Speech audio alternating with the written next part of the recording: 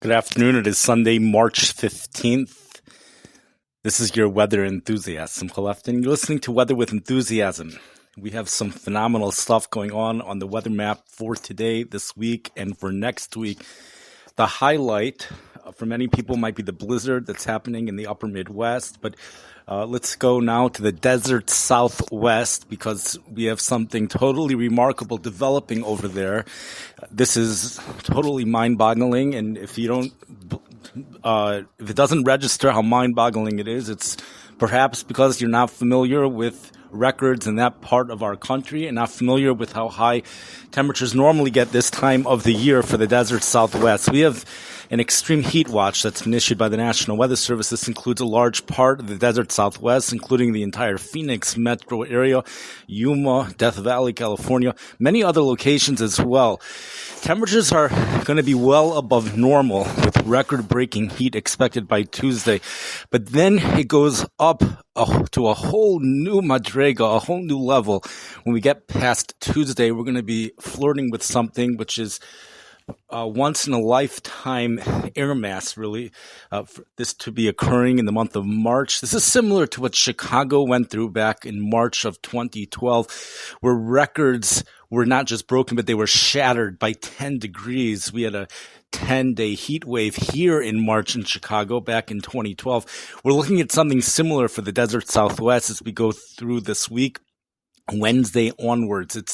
It's not just surface temperatures, but National Weather Service tells us records will be broken at multiple layers in the atmosphere at levels that are just totally unprecedented. Temperatures, normal high for this time of the year ranges from 77 to 81 degrees for a place like Phoenix, Arizona. The earliest the temperature has ever hit 100 degrees in Phoenix, Arizona is March 26th. All that is almost for sure. The National Weather Service is taking it almost as a fact, really, that all of this is going to be broken big time this upcoming week. Temperatures are bound to hit 100 degrees midweek at least, and then we go well beyond that. Temperatures soaring to 105. We might even be hitting 110 degrees. 110 degrees in Phoenix, Arizona this upcoming weekend. That's like totally mind-boggling. This is stuff that even if it would be occurring in July, we would be looking at excessive heat warning criteria. Temperatures by this upcoming Saturday, the official forecast for Friday for the Phoenix, Arizona area from the National Weather Service is forecasting a high of 107 degrees. Temperatures in the mid to upper hundreds continue. Winds for Saturday, 0 miles per hour, tells us the National Weather Service. 0 to 5 miles per hour will be those winds actually throughout the period, starting even Wednesday, starting even Tuesday. Winds of 0 to 5 miles per hour, just continuous. That's what we have for starting already tomorrow, actually. Temperatures going into the low 90s. Temperatures then going into the upper 90s by Tuesday, low hundreds by Wednesday, and then we go beyond that. The high pressure decimeter level is also record breaking, not just temperatures, but even the ridge. The ridge itself, in the beginning of the week, we have the ridge 588 to 590 decimeter. This is heat wave, heat dome criteria, very much so, regardless of the time of year that it's occurring. But then the models take this to a whole new level again, going up into the mid 590s. That's the decimeter level by the mid to latter part of the week. The record decimeter heights for this part of our country in March and even April are not even on that level. Even in April, we don't get levels that high of 594 to 596 decimeter. Heat dome is what's expected to develop later this week in Phoenix, Arizona. And again, it's not just Phoenix. We have an excessive heat watch, which is in effect for the Northwest Valley of the Phoenix metro area. This is actually something right now. I'm just going to read it from the National Weather Service, the actual excessive heat watch that's been issued. And this is in effect from March 15th from 1:24 p.m. This Mountain Standard Time. It goes into effect. Interesting. It says Standard Time, Mountain Standard Time. Why not daylight time? I don't know. But it goes until March 22nd, 8 o'clock p.m. Mountain Standard Time by the National Weather Service. This is for the Northwest Valley of the Phoenix metro area. the East Valley of the Phoenix metro area, Buckeye, Avondale, Deer Valley, Central Phoenix, North Phoenix, Glendale, Scottsdale, Paradise Valley, South Mountain, Ahwatukee, I'm not sure if I'm pronouncing that right. That's the South Mountain and Southeast Valley and Queen Creek. There's probably other areas as well. This is from Thursday morning through Sunday evening. So it was issued today, but it goes into effect Thursday morning through Sunday evening. Heat-related illnesses increase significantly during extreme heat events. Afternoon high temperatures between 103 and 108 degrees is what is forecasted. So the National Weather Service tells us to take extra precautions if you work or spend time outside. When possible, reschedule strenuous activities to early morning or evening and know the signs and symptoms of heat exhaustion and heat stroke. Wear lightweight and loose-fitting clothing when possible and drink plenty of water. To reduce the risk during outdoor work, the Occupational Safety and Health Administration recommends scheduling frequent rest breaks in shaded or air-conditioned environments. Anyone overcome by heat should be moved to a cool and shaded location. Heat stroke is an emergency. Call 911. This is not the only area where there's an excessive heat watch. If we look at the zone area forecast for Central Phoenix, Arizona, high temperatures on Friday forecasted to be between 103 to 109 degrees. And for Saturday, highs from 102 to 108 degrees. Something just super impressive stuff. We go over here to, this is the Las Vegas, Nevada National Weather Service. We're also seeing they have a lake wind advisory in effect. We also have a lake that developed over in Death Valley over the winter that's probably going to evaporate for this upcoming week. And we have the extreme heat, which goes in effect. This is Wednesday through Friday. The Las Vegas, Nevada National Weather Service has a whole list of cities such as Needles, California. Highs on Tuesday, 99, Wednesday, 102, Thursday, 105, and 106 by Friday. And we have the Cottonwood Cove, 109 degrees for this upcoming Friday. Just very hot temperatures. Las Vegas, highs 91 Tuesday, 94 Wednesday, 97 Thursday, and 98 Friday. So it's not...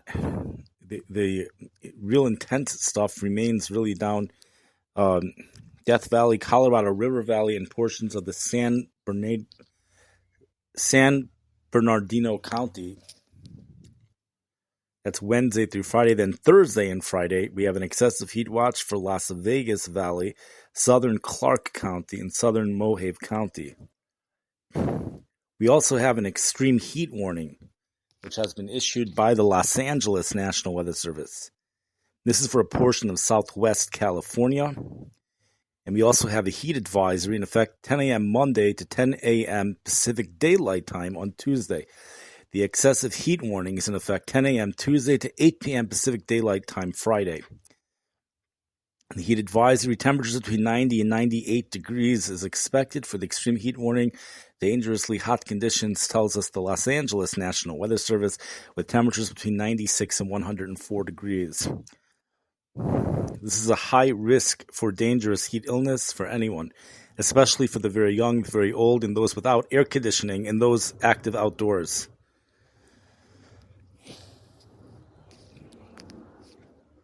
Wear lightweight and loose-fitting clothing. Try to limit strenuous activities to early morning or evening, and take action when you see symptoms of heat exhaustion and heat stroke. Drink plenty of fluids. Stay out of the sun and check up on relatives and neighbors. Those are some of the things that the National Weather Service is telling us. So this is something very intense. We also have intense heat headed into the Denver, Colorado area as well. Okay, so that's with the heat, but we also have a just totally remarkable blizzard happening up in the Wisconsin area, where the National Weather Service, as of this morning, was telling us clear cut to expect 2 to 4 inches of snow per hour. And this was the Green Bay, Wisconsin National Weather Service. It included cities like Wild Rose, Wisconsin, Oshkosh, Wisconsin, different forecasts are available, ranging from some of the forecasts are calling the National Weather Service has a 60 to 90% chance for some of those locations getting 30 inches of snow or more. But after everything is compact, there might not be actually 30 inches on the ground from this. But in other locations, this snow is occurring after there already has been 50 inches of snow on the ground. So very intense stuff occurring over there. This is a bomb cyclone. Chicago gets in on the tail end of the system. We could see snow by overnight, especially towards sunrise, and with strong winds as well, greatly reducing the visibility here in the Chicago area. Different forecasts are available for the Chicago region. We have anywhere from 1 to 4 inches. There's probably a chance as well that we could be getting more than 4 inches. There's a possibility for that, especially according to the North American Mesoscale model. But the visibility is going to be probably the most significant danger here in the Chicago area. This is from a bomb cyclone. The barometric pressure here in Chicago has been dropping at a phenomenal pace. Even a spectacular pace, very intense stuff. We had a barometric pressure yesterday of 30.12 for many, many hours. And then this morning already, we were down to 29.4. And currently, we're down to 29.2 at O'Hare Airport. We have unseasonably warm temperatures today ahead of this powerhouse storm system that will be moving right through the region. Also to our south, we have a tornado watch, which is in effect for portions of Illinois, and there's some major stuff going on down there. A lot of severe weather action going on for southern portions of the Midwest, along with the plains. And for any area northwest of Interstate 55, the National Weather Service is telling us that near blizzard conditions are possible across northwestern Illinois, where a winter storm warning has been issued. A winter weather advisory is also in effect for areas nearly as far southeast as the I-55 corridor late tonight through Monday morning. This is wind-whipped snow showers may develop across the area Monday afternoon as well, leading to locally hazardous travel conditions. And temperatures, wind chills are expected to go to 5 to 10 below zero in some portions of Illinois, especially Tuesday morning. And then a clipper system brings a period of snow to the area Tuesday night into Wednesday. This is a very dynamic early spring season storm system, which is shifting into the western Illinois this afternoon, deepening to near 980 MB late tonight into Monday as it moves northward across lower Michigan. And we have all types of hazards for Chicago.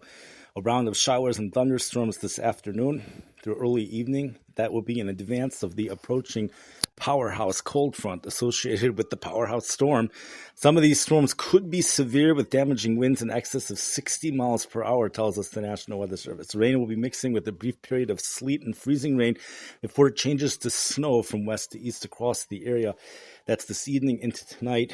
And then we have very windy conditions tonight into Monday with blowing and drifting snow, with possible near blizzard conditions at times, especially across northwestern Illinois late tonight into Monday morning.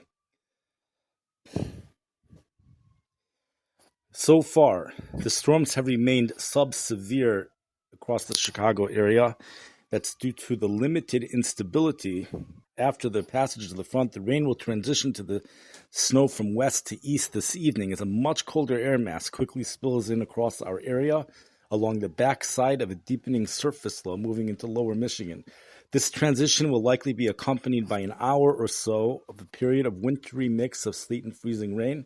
There's now a winter storm warning in effect for Rockford. Steepening low and mid-level lapse rates will support some higher rates of snow up to an inch per hour for a period late this evening into the overnight hours as the 700 MB low tracks northeastward into south-central Wisconsin. While initially the snow will be wet, a rapidly cooling column will result in a transition towards a drier, more blowable snowfall late tonight into Monday morning. And now the National Weather Service starts off the next paragraph in their forecast discussion with the words, "This is important." Northwesterly wind gusts will become progressively stronger overnight as the surface low deepens to 980 MB across northern lower Michigan, with wind gusts of 45 to 50 miles per hour likely by early Monday morning. There continues to be concern for a period of near blizzard conditions late tonight into Monday morning. The worst conditions across the warned area will be from roughly 11 p.m. This is for Rockford, Illinois, tonight through 10 a.m. Monday morning, and we continue to hit the wording for near blizzard conditions hard in the winter storm warning. And we cannot rule out the need for an upgrade to a blizzard warning, tells us the National Weather Service. East and southeast of the winter storm warning, a winter weather advisory is in effect. As far southeast, this area is near the I-55 corridor tonight through Monday morning for snow and blowing snow. Snowfall amounts in the winter weather advisory area will be lighter and will taper with southeastward extent. So amounts are generally expected to range from 2 to 4 inches far northwest to 1 to 3 inches across the southeastern part of the advisory area. Hazardous travel conditions will also be likely in the advisory area due to the snow and blowing snow of these increasing northwest winds. Steep low-level lapse rates through the dendritic growth zone are going to continue to support scattered snow showers even through tomorrow afternoon and squalls into the mid to late afternoon hours, with flurries potentially even continuing into Monday night. This is the unseasonably cold air that comes down from the Arctic that settles in, especially Tuesday morning as we start off the day. And temperatures are so cold, highs are only going to be in the 20s. And we get our fast-moving Clipper-type shortwave diving southeast out of Alberta. That's going to arrive Tuesday night. Almost every computer model, all members of the Zero Zulu EPS and GEFS output a modest amount of QPF across our forecast area here in northern Illinois for Tuesday night into Wednesday morning. This translates to measurable snowfall, with air temperatures not expected to rise above freezing until sometime during the mid to late morning on Wednesday. Some ensemble spread remains with the strength of the inbound wave and how much moisture it will have to work with, but overall this does not have the look of a blockbuster snowfall event. A strong upper-level ridge initially centered off the California coast will reposition itself eastward over the desert southwest for the latter half of the week, as we spoke about in the beginning of this episode. And this is going to kick off a warming trend here in the local Chicago area through the end of the work week as the associated thermal ridge expands eastward, with highs in the 50s and 60s expected to make a return.